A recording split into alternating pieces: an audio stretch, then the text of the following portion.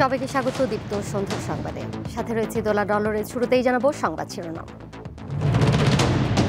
Corona পরীক্ষায় কিটের সংকট নেই বলছে স্বাস্থ্য অধিদপ্তর। পরীক্ষায় লাগবে চিকিৎসকের পরামর্শ। যুক্তরাষ্ট্রে অবৈধ অভিবাসী বিরোধী অভিযান জোরদার, বিক্ষোভ দমনে রাত্রিকালীন কারফিউ জারি। বিশ্ব টেস্ট চ্যাম্পিয়নশিপের ফাইনাল শুরু, সাউথ আফ্রিকার কাছে টস হেরে ব্যাট করছে অস্ট্রেলিয়া।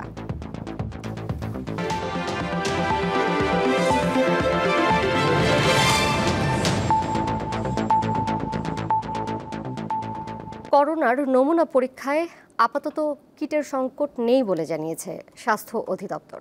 যাদের উপসর্গ দেখা দেবে তারাই এবং চিকিৎসকের পরামর্শেই নমুনা পরীক্ষা করতে হবে। এরই মধ্যে দেশের সরকারি হাসপাতালগুলোয় করোনা রোগীদের জন্য শয্যার ব্যবস্থা করা হয়েছে। বিশ্বজুড়ে মহামারী হওয়ায় করোনা নিয়ে মানুষের মধ্যে আতঙ্ক তৈরি হয় সহজেই। সম্প্রতি করোনা ভাইরাসের নতুন ধরন অমিক্রনের কয়েকটি উপধরনে আক্রান্ত হচ্ছে মানুষ।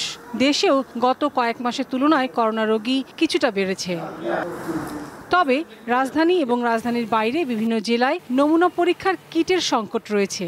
এমন অবস্থায় নড়েচড়ে বসেছে স্বাস্থ্য অধিদপ্তর। বুধবার সংবাদ সম্মেলনে সংস্থাটির মহাপরিচালক জানান, সংকট কাটাতে র্যাপিড অ্যান্টিজেন পরীক্ষার কিট 28,000 এবং 10,000 ল্যাবে নমুনা পরীক্ষার কিট RT-PCR সংগ্রহ করা হয়েছে। যেখানে RT-PCR হয় বিভিন্ন জায়গায়, সেখানে এখনো কিট আছে।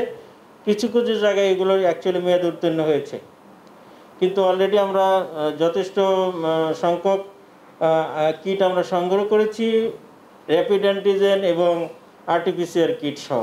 তিনি জানান, দেশে 17 লাখ টিকা রয়েছে। বিভিন্ন রকম স্বাস্থ্য ঝুঁকির মধ্যে আছেন যারা, তাদের এই টিকা নেওয়ার পরামর্শ তাঁর। যাদের কখনোই ভ্যাকসিন দেওয়া হয়নি তাদেরকে ভ্যাকসিন দিতে হবে, বিশেষ করে 18 বছরের উপর যারা, বিশেষ করে যারা ডিফারেন্ট কন্ট্যাক্ট পার্সনের সাথে কাজ করেন, প্রেগনেন্ট উইমেন এবং যারা ইমিউনো কম্প্রোমাইজড, তাদেরকে কিন্তু ভ্যাকসিন দিতে হবে। সংবাদ সম্মেলনে জানানো হয়, চিকিৎসকের পরামর্শে নমুনা পরীক্ষা করা হবে। এছাড়া আগামী শনিবারের মধ্যে সারা দেশের হাসপাতালগুলোতে কোভিডের জন্য শয্যা তৈরি করা হবে। লাবণী গুহ, দীপ্ত সংবাদ, ঢাকা। প্রিয়জনের সঙ্গে ঈদ উদযাপন শেষে ঢাকায় ফিরতে শুরু করেছেন কর্মজীবীরা। রেলপথে যাত্রীচাপ বেশি, বাসে অতিরিক্ত ভাড়া আদায়ের অভিযোগ করেছেন অনেকে। ছুটি শেষ না হলেও অনেকেই এরই মধ্যে ঢাকায় ফিরছেন। রাজশাহীতে বাস টার্মিনালে বেশ ভিড় দেখা যায়। বেশিরভাগ পরিবহনে অগ্রিম টিকিট বিক্রি প্রায় শেষ। আমি ঈদের দিন ট্রাভেল করছি এবং আজকে ব্যাক করছি। গতবারের তুলনায় এবার মোটামুটি ভালো। টিকিটটা আমি সংগ্রহ করলাম, এতে কোনো ভোগান্তি আমার হয়নি। এখন গাড়ির জন্য ওয়েট করছি। বাসে অতিরিক্ত ভাড়া আদায়ের অভিযোগে রাজশাহীতে দুটি পরিবহনকে 10,000 টাকা জরিমানা করেছে বিআরটিএ। উত্তরের জনপদ ঠাকুরগাঁও থেকে ফিরতে শুরু করেছেন মানুষ। ট্রেন স্টেশনে এখন উপচে পড়া ভিড়। ট্রেনের টিকিট পেতে নানা অনিয়মের অভিযোগ যাত্রীদের। আসন না পেয়ে বাধ্য হয়ে অনেকে দাঁড়িয়ে রওনা হন। আসার সময় আসছি বাসে 22 ঘন্টা পুরা, ট্রেনে আসলে এটা 22 ঘন্টা লাগতো না। এটা হয় যে অনলাইনে কাটতে গেলে অনেক সময় সিট দেখায় যে সিট আছে, কিন্তু আমি ক্লিক করলে সেই সিটটা পাই না। আমি কোনো রকম টিকিট পাই নাই, দাঁড়ায় যাচ্ছি। টিকিট কাটার যে ভোগান্তির আমরা শিকার করি ব্ল্যাক টিকিট, এই জিনিসটা যদি আরেকটু কমানো যায়।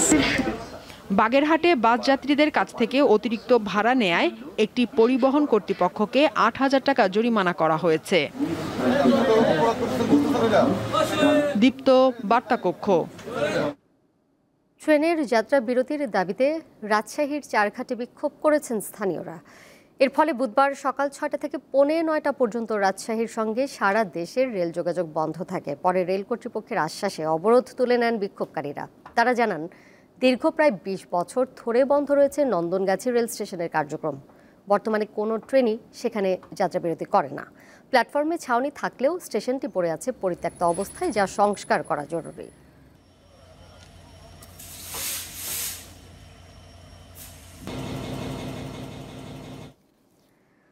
লন্ডনে ডক্টর মোহাম্মদ ইউনূস ও তারেক রহমানের বৈঠক নিঃসন্দেহে গণতন্ত্রের জন্য সুবাতাস বয়ে আনবে বলে আশা বিএনপির সিনিয়র যুগ্ম মহাসচিব রুহুল কবির রিজভীর।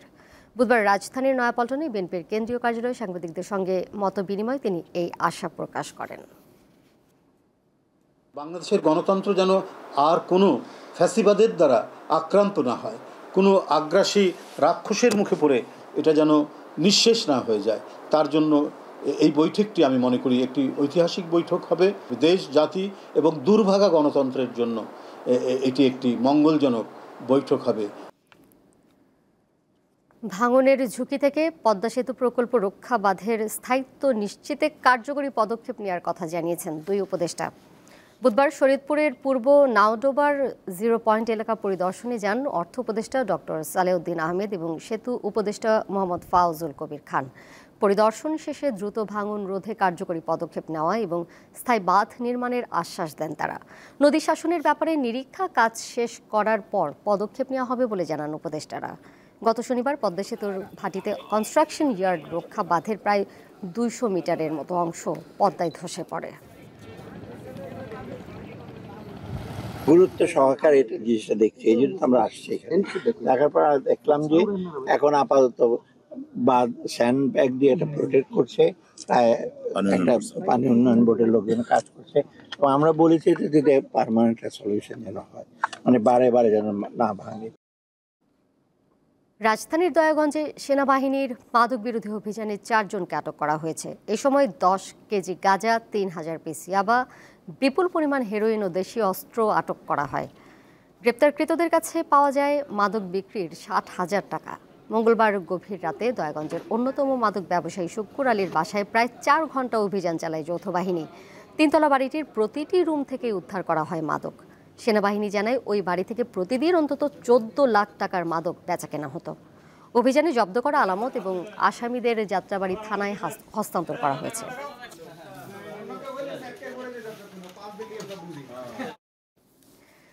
মধ্যরাত থেকে শেষ হচ্ছে সমুদ্রে মাছ শিকারের ওপর 58 দিনের নিষেধাজ্ঞা। তাই সমুদ্রে মাছ শিকারের প্রস্তুতি নিচ্ছেন জেলেরা। কেউ ট্রলারে জাল তুলতে ব্যস্ত, আবার কেউ নিত্য প্রয়োজনীয় সামগ্রী তুলছেন, জাল মেরামত ও ট্রলার রং করছেন কেউ কেউ। এবছরই প্রথম ভারতের সঙ্গে মিল রেখে 15 এপ্রিল থেকে 11 জুন পর্যন্ত সামুদ্রিক মাছের বাধাহীন প্রজননের জন্য 58 দিনের নিষেধাজ্ঞা দেয় সরকার। কার্যক্রম শতভাগ সফল হওয়ায় সাগরে 475 প্রজাতির মাছের সুষ্ঠু প্রজনন হয়েছে বলে আশা করা হচ্ছে।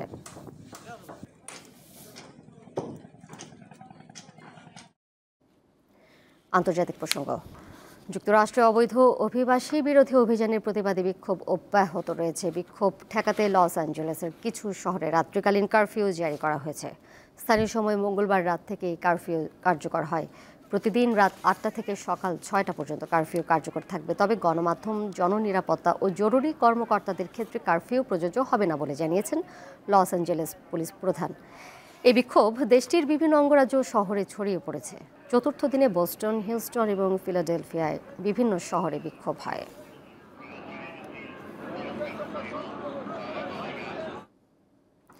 অবরুদ্ধ গাজায় ইসরায়েলি বাহিনীর হামলায় আরও অন্তত 70 জন ফিলিস্তিনি নিহত হয়েছেন। এতে আহত হয়েছেন 2 শতাধিক মানুষ। স্থানীয় সময় মঙ্গলবার ভোর থেকে বুধবার সকাল পর্যন্ত চালানো হামলায় হতাহতের এই ঘটনা ঘটে। মঙ্গলবার আবারও গাজার নেটজারিম করিডর এলাকায় ত্রাণ প্রত্যাশীদের লক্ষ্য করে গুলি চালায় ইসরায়েলি সেনারা। এতে অন্তত 20 জন নিহত হন। এছাড়া উত্তর গাজায় সামরিক অভিযান আরও জোরদার করেছে ইসরায়েল। ড্রোন ও যুদ্ধবিমান ব্যবহার করে উত্তর গাজার সীমান্তবর্তী শহর বেত লাহিয়া, জাবালিয়া ও বেত হনুনের সব আবাসিক বাড়িঘরে হামলা চালানো হচ্ছে।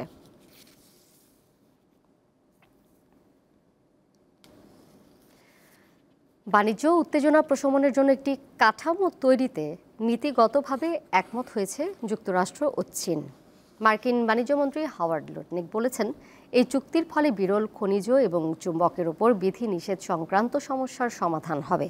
উভয় পক্ষই জানিয়েছে তারা এখন তাদের নিজ নিজ দেশের প্রেসিডেন্টের কাছে অনুমোদনের জন্য পরিকল্পনাটি নিয়ে যাবেন। বেইজিং এবং ওয়াশিংটনের শীর্ষ কর্মকর্তাদের মধ্যে লন্ডনে 2 দিনের আলোচনার পর এই ঘোষণা এলো। সিঙ্গাপুরের বিপক্ষে এএফসি কাপ বাছাই পর্বের ম্যাচ শেষের পরদিনই ঢাকা ছেড়েছেন হামজা চৌধুরী ও সমিত সোম। বুধবার সকাল 7:45 দিকে টার্কিশ এয়ারলাইন্সের একই উড়োজাহাজে উঠেছেন 2 জন। হামজার গন্তব্য ইংল্যান্ড ও সমিত যাচ্ছেন কানাডা। এর আগে মঙ্গলবার সন্ধ্যায় ম্যাচ শেষে বুধবার সকাল 10টার মধ্যে দলের সবাইকে হোটেল ছাড়ার নির্দেশনা দেওয়া হয়।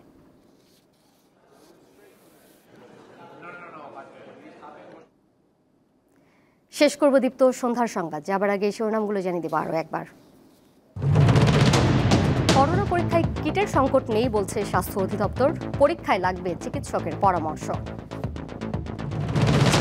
যুক্তরাষ্ট্রে অবৈধ অভিবাসী বিরোধী অভিযান জোরদার, বিক্ষোভ দমনে রাত্রিকালীন কারফিউ জারি।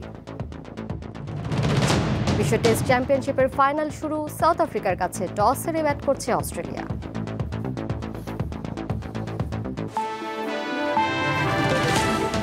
এই ছিল এখনকার মতো। পরের সংবাদ দেখবেন রাত 11টায়। এছাড়াও আরও তথ্য এবং বিনোদনের নানা খবরাখবর জানতে যুক্ত দীপ্ত ডিজিটাল প্ল্যাটফর্মে। ধন্যবাদ সবাইকে এতক্ষণ সাথে থাকার জন্য।